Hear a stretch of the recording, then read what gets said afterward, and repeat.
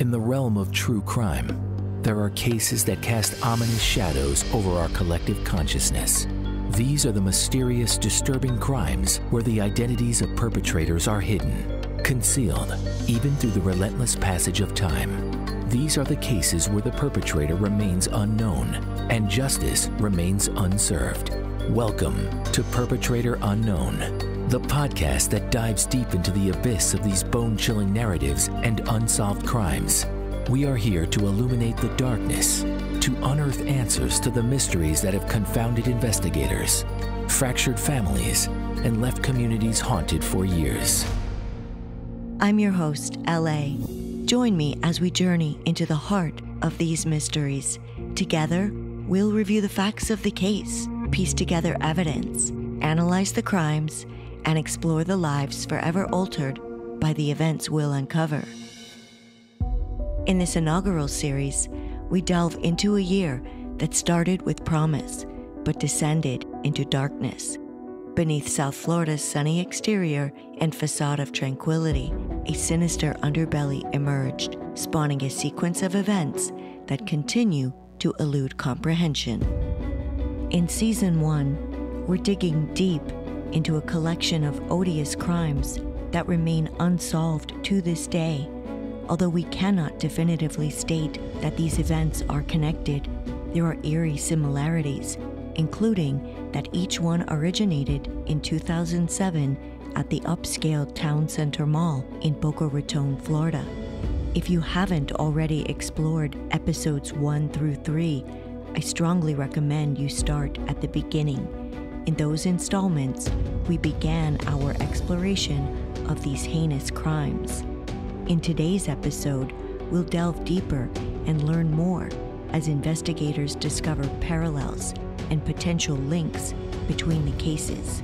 Was there a serial killer operating in South Florida? As we immerse ourselves in the intricate details, let's never forget that behind every unsolved case lies a victim and a family longing for justice, yearning for answers. So fasten your seatbelts as we set forth on a voyage into the shadows. This is Perpetrator Unknown.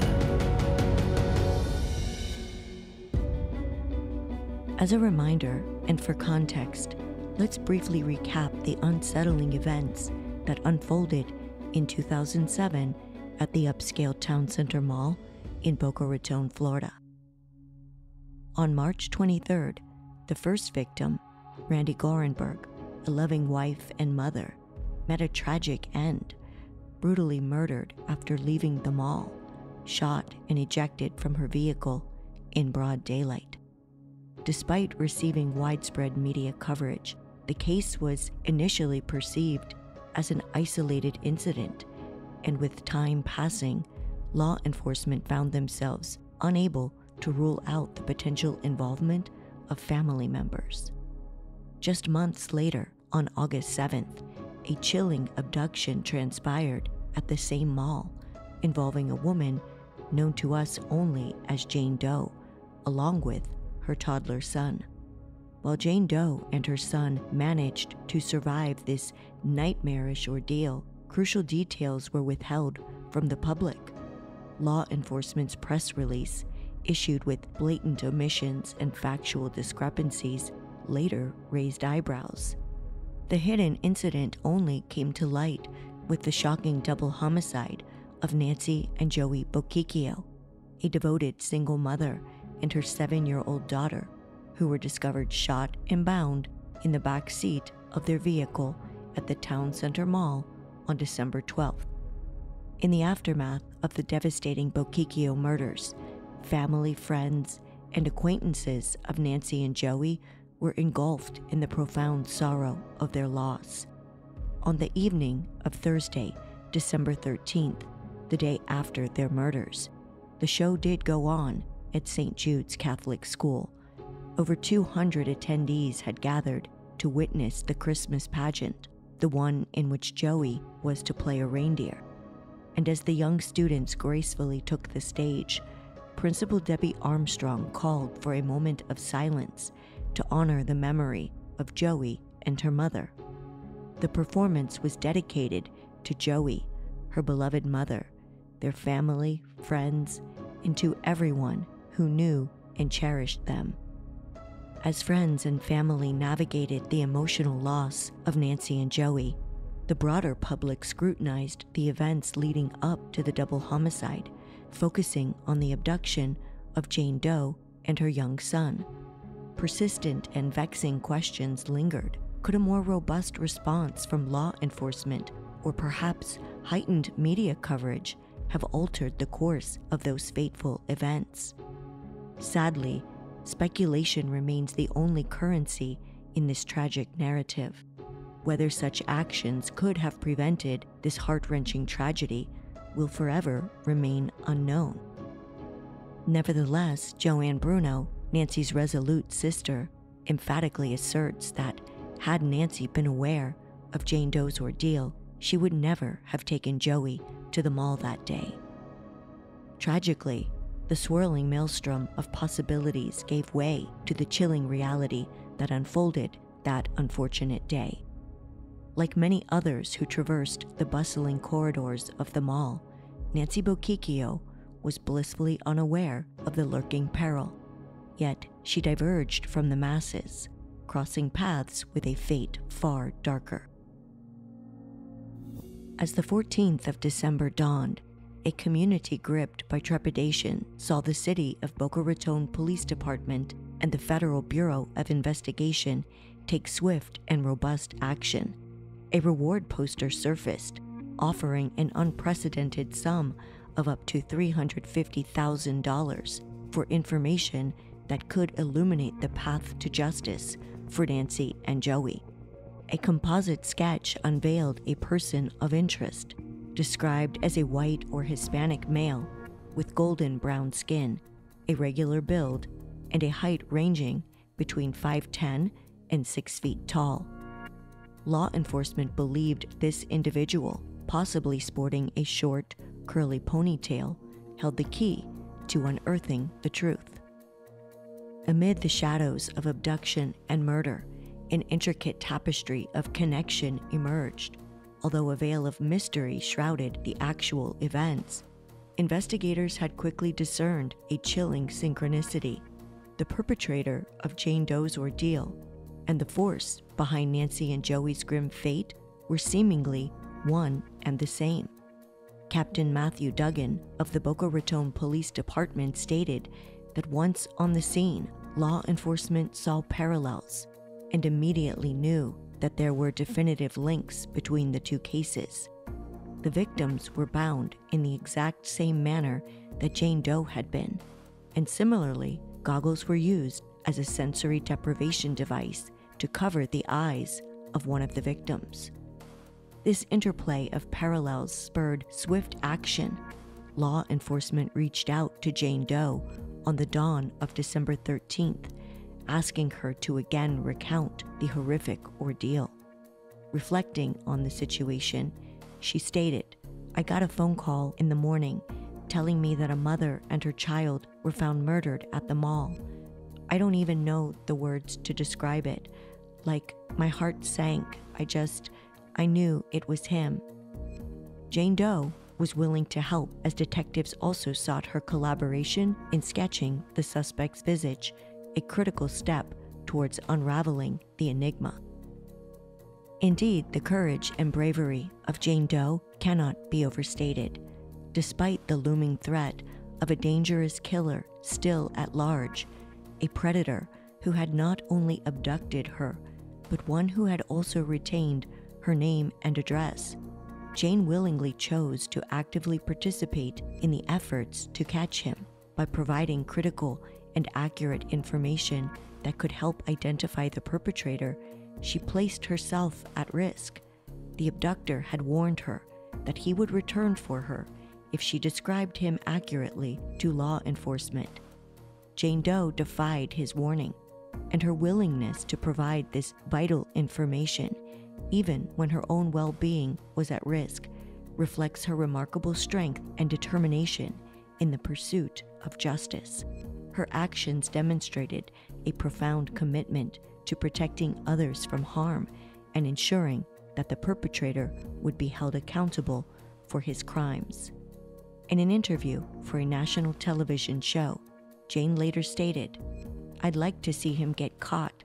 I'd like to be able to just look in his eyes, to see who this person was that did this to me and that did this to Nancy and Joey, and possibly Randy. Yeah." The composite sketch thrust into the public eye emerged in an uncanny synergy of effort from the depths of Jane Doe's vivid recollections.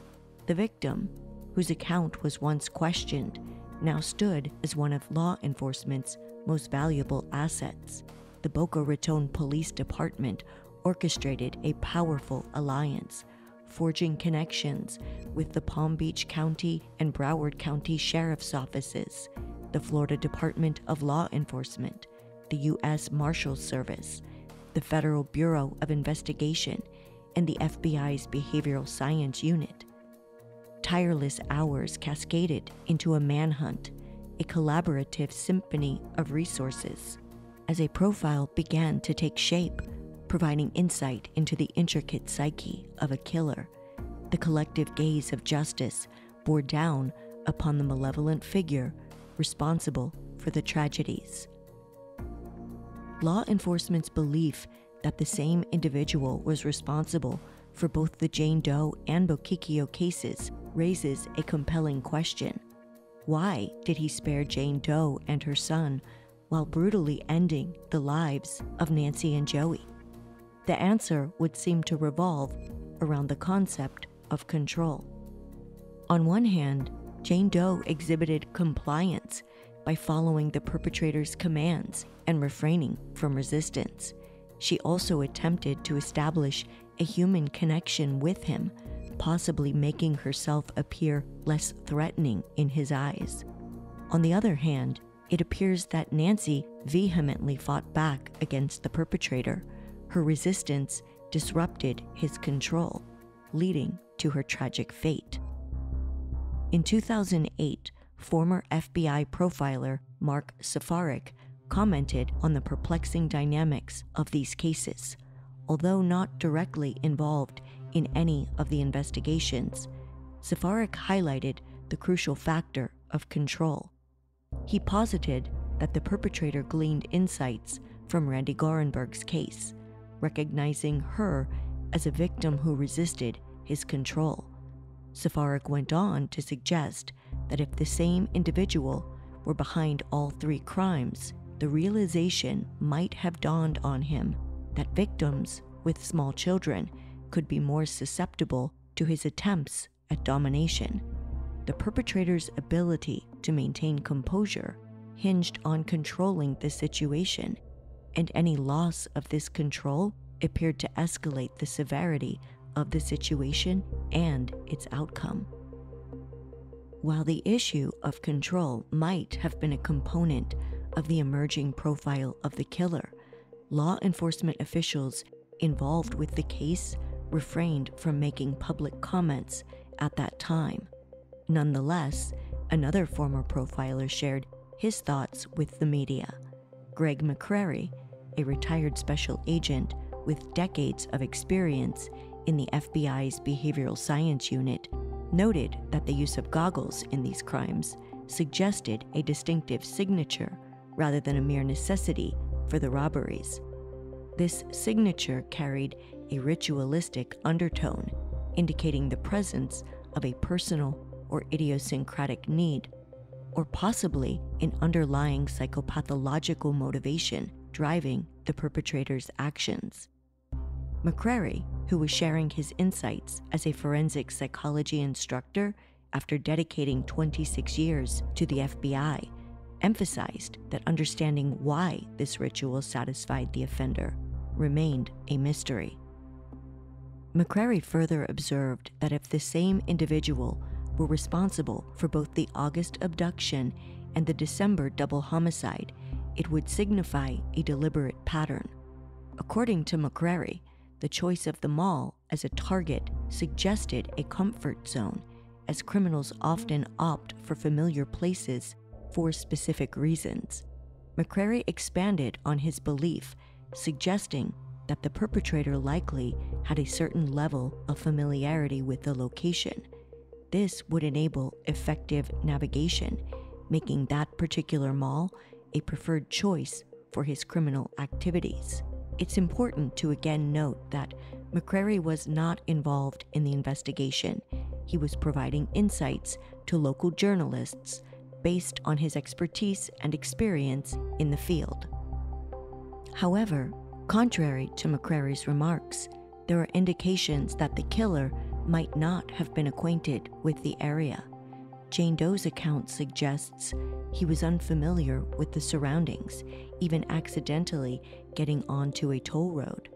Notably, he inquired about the location of a nearby church, further implying his lack of local knowledge. Additionally, whether or not this assailant was the same person involved in Randy's case, it appears that individual too lacked familiarity with the area. This is evident from the action taken by the perpetrator, leaving the crime scene by reversing the vehicle instead of proceeding along the access road to its northwest exit. While the precise profile developed during the investigation remains undisclosed, it's evident that detectives were committed to tracking down a seemingly ritualistic and controlling killer during the holiday season, demonstrating unwavering devotion as they worked diligently around the clock.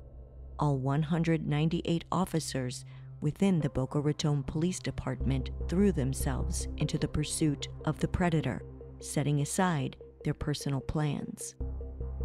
Then suddenly, within the first week of the investigation, a glimmer of hope pierced the gloom as police pinpointed two potential persons of interest in the double homicide, marking a significant development. Although limited information was initially disclosed to the public, authorities disseminated a composite sketch depicting two African-American men sought for questioning in connection with the gruesome Bochicchio murders. These individuals were identified as David Goodman, a 40-year-old felon with previous robbery convictions, and a person known only as Charles at the time. Both individuals had known affiliations within the Miami-Dade area. The fact that authorities were now searching for two African-American persons of interest seemed somewhat curious, particularly when local police and the FBI had unveiled a very different-looking composite sketch of a person of interest only the week prior. That individual, of course, was much younger and portrayed as white or Hispanic, not middle-aged and not black. However, a significant revelation occurred when it was disclosed that Nancy's cell phone was discovered approximately 45 minutes away in the predominantly African-American neighborhood of Miami known as Overtown. This discovery occurred just a short time after the bodies of Nancy and Joey were found at the town center mall. Adding to the intrigue, David Stewart, a close friend of Nancy's, recounted an unsettling incident that took place the day after the murders. When he dialed Nancy's number, a Spanish-speaking man answered and then abruptly terminated the call. Information soon came to light that Charles, a homeless individual in the area and one of the men sought for questioning, had stumbled upon Nancy's cell phone in a vacant lot near the now demolished Miami Arena. Soon after, he handed the phone over to a Miami-Dade police officer, unaware of its significance in a double homicide case. Regrettably, the officer carried the cell phone in her patrol car for several hours, inadvertently delaying the notification of its discovery to the Boca Raton police. Nevertheless, once Boca Raton detectives were alerted to this crucial find, they promptly embarked on the journey south to meet with their counterparts from the Miami-Dade Police Department. But when the Boca Raton investigators attempted to retrace the Miami officer's steps in search of the homeless man who had turned the phone over, Charles remained elusive and could not be located. Several days later, Boca Raton detectives successfully tracked down Goodman, the second individual sought for questioning, at a Burger King establishment situated along Biscayne Boulevard in Miami.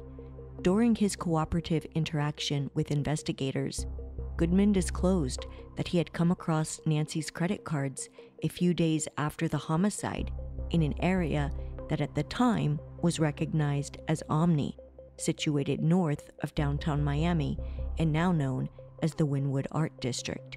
Following that intensive interrogation regarding his potential involvement in the tragic murders of Nancy and Joey, Boca Raton detectives handed him over to the Miami-Dade authorities for arrest. Goodman's detention stemmed from an unrelated, outstanding warrant for grand theft auto.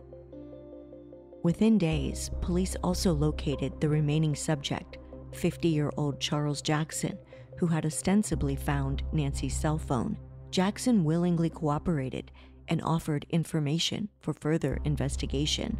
Boca Raton detectives, along with officers from various agencies, conducted an extensive search and canvassing operation in the area Jackson had identified.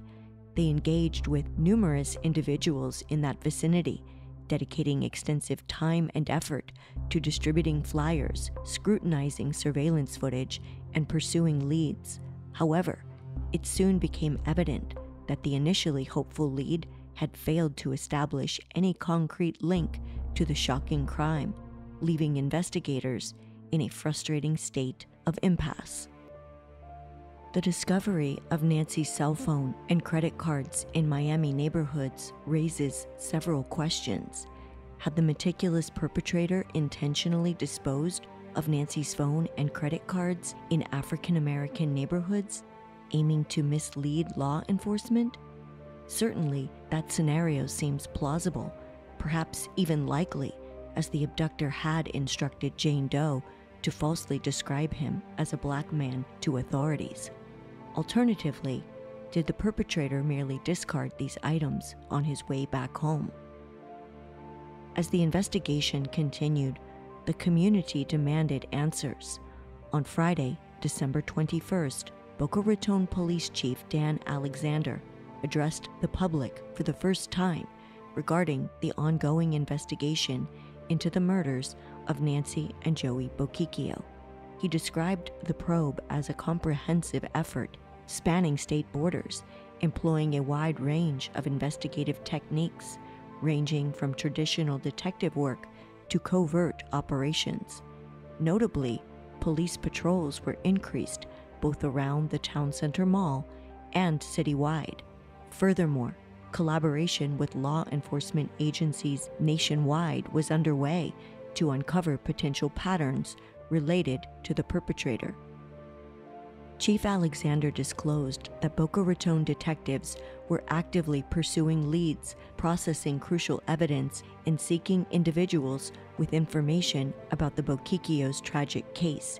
He acknowledged progress in the investigation, but also significant gaps. He characterized the crime as heinous and abhorrent, and revealed publicly for the first time that Nancy and Joey were forced to visit an ATM during the ordeal, not unlike the August 7th abduction and armed robbery of Jane Doe and her son. While the chief disclosed this information, he refrained from revealing the specific bank that was visited, aiming to withhold knowledge exclusive to the killer. In addressing the criticisms surrounding the Jane Doe abduction case, Alexander defended his department's handling of it, citing detectives' need to maintain the delicate balance between public information and the integrity of an ongoing investigation. He praised investigators' dedication and indicated his belief that their important work in the abduction case, which included the collection of forensic evidence, could be vital in solving the double homicide. Despite Alexander's argument in defense of his department, it's evident that the information conveyed to the public regarding Jane Doe's ordeal was, at best, highly incomplete. In no manner or form did it accurately depict the harrowing experience she and her son endured that day. Boca Raton's mayor at the time, Stephen Abrams, stated outright that the police department should have provided more details about that August crime. Other city officials supported the mayor's position, with a councilman asserting the public should be made aware of incidents that occur in our community so that they take the proper safety precautions. As December 2007 drew to a close, local authorities had gathered hundreds of leads, many of which were generated by the circulating suspect sketch. The case also received national attention after a brief segment on America's Most Wanted, resulting in tips from across the country. With a concerted effort, detectives worked diligently to process those leads promptly.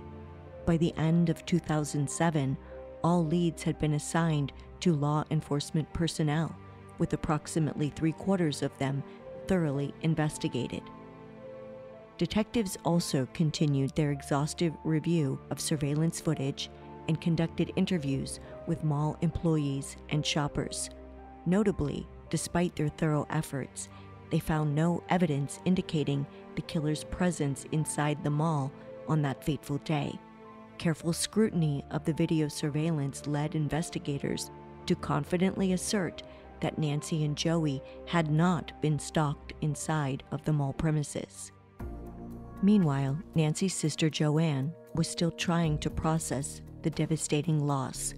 Christmas came and went, but Joanne left Nancy and Joey's house untouched, with the tree still standing and presents unopened. Joey's half-empty soda stayed in the refrigerator, and their laundry remained in the dryer. Joanne couldn't bring herself to move any of it. That would mean they weren't coming back. As family and friends continued to grieve, efforts to catch the killer also persisted. With the dawn of 2008, a national spotlight shone again on Boca Raton, thanks to an episode of America's Most Wanted, which was dedicated to the brutal murders of Nancy and Joey. Although no breakthroughs emerged in the case, by the end of January, a ray of hope appeared on the horizon as authorities announced the formation of a specialized multi-agency task force committed to investigating the tragic murders of the Bochicchios and Randy Gorenberg. While this announcement seemed to confirm the community's concerns that the cases could be connected, it also breathed fresh optimism into the possibility of resolving both. In a joint press conference, Boca Raton Police Chief Dan Alexander and Palm Beach County Sheriff Rick Bradshaw emphasized the striking similarities between the cases. All originated at the mall. The Gorenberg and Bochicchio homicides involved victims exiting through a common entrance between Sears and Neiman Marcus.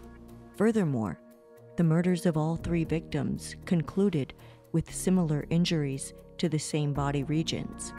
Each of the adult victims was driving a new black SUV with tinted windows. It was announced that the task force, comprised of 7 sheriff's office detectives and 3 Boca Raton detectives, would convene daily, focusing on the Bochicchio and Gorenberg cases, while also exploring others, including the Jane Doe abduction and robbery case. Members of the task force tirelessly pursued national attention for these cases, emphasizing the potential connections between them. During a reenactment of Randy's murder for America's Most Wanted in February 2008, host John Walsh met with Sheriff Bradshaw. Walsh disclosed that Bradshaw had invited him to focus an entire show on what appeared to be the actions of a serial killer, a predator targeting vulnerable, unsuspecting women, one who had crossed the unforgivable line of harming a child.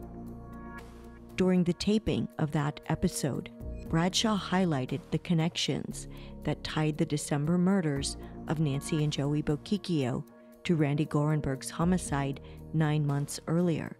Additionally, he made connections to the August abduction and armed robbery involving Jane Doe. Bradshaw underscored the consistent patterns and linkages among these events, suggesting they could be classified as the work of a serial killer. However, he made it clear that he lacked concrete, irrefutable evidence to definitively support this assertion. Nevertheless, drawing from his extensive experience in the field, he emphasized that these connections were not mere coincidences, and he stressed the growing proficiency of the individual responsible for these incidents with each occurrence. The disturbing possibility of a serial killer operating in the area did not escape notice, and in response, nearby Florida Atlantic University issued a warning to its students and faculty during that same month. The situation intensified when the America's Most Wanted episode aired on February 12th, with host John Walsh describing the perpetrator to the national audience as a horrible, cunning, pathological monster. Unsurprisingly, this news left the local community gripped with fear, with husbands becoming increasingly protective and reluctant to let their wives go out alone. As a result, some residents chose to avoid the mall entirely. Expectations were high that the national exposure would swiftly lead to an arrest, but unfortunately, that optimism proved unfounded. While the attention from America's Most Wanted did not yield any significant breakthroughs in the case, it did spur the development of an improved and more detailed suspect sketch. Collaborating with the victim Jane Doe, a forensic sketch artist from neighboring Broward County painstakingly crafted a highly detailed and true-to-life composite of the suspect. This enhanced sketch featured the addition of a ponytail and even utilized bronzing lotion to accurately replicate the suspect's skin tone. About this portrayal, Jane Doe commented, "It's very good, as close as you can get from a sketch."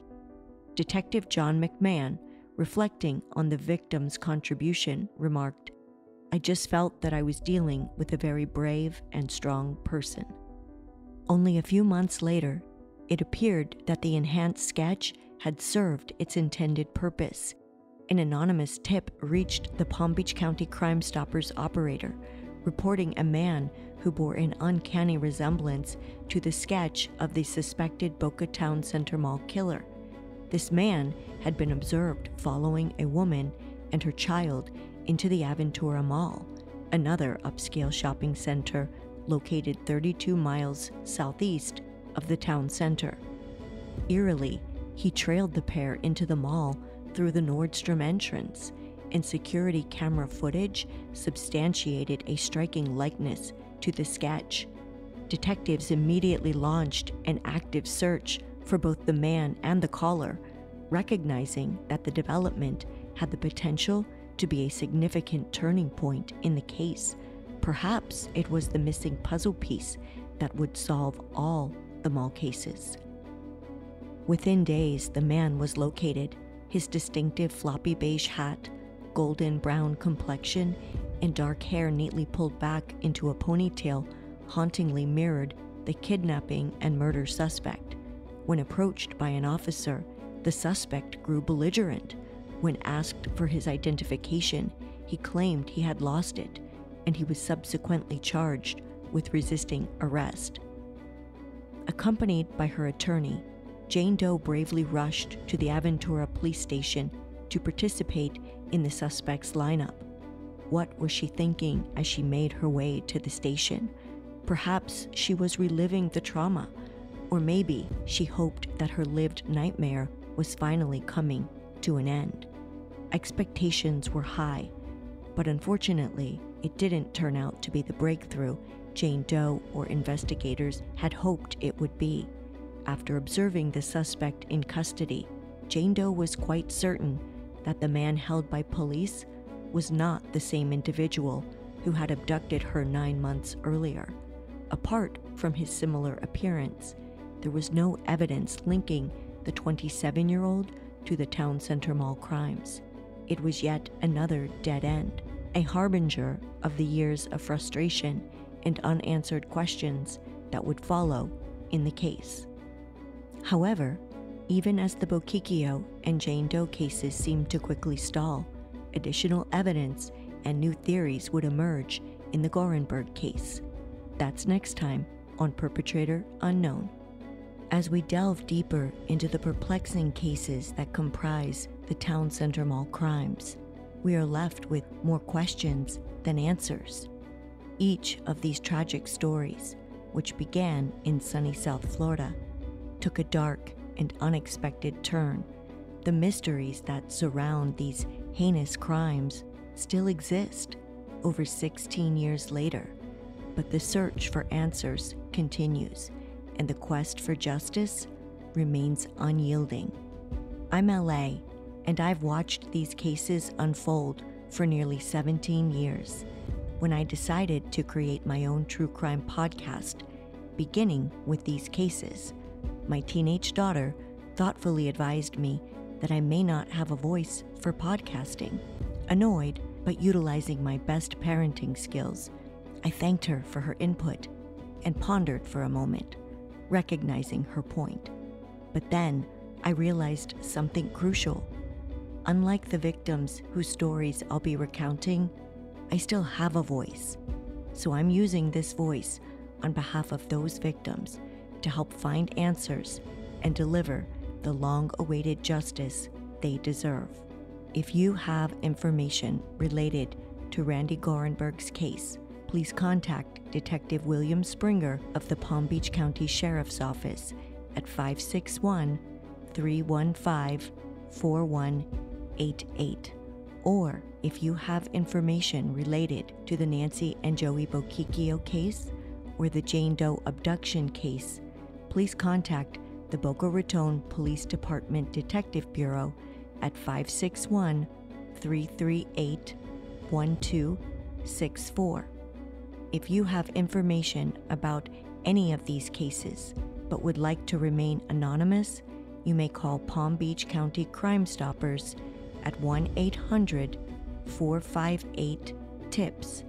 That's 1-800-458-8477. If you'd like to share your thoughts or insights about the podcast, please reach out.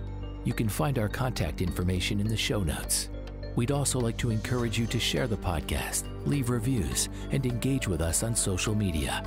Always remember that behind every unsolved case lies a victim and a family yearning for answers. Thank you for listening to Perpetrator Unknown.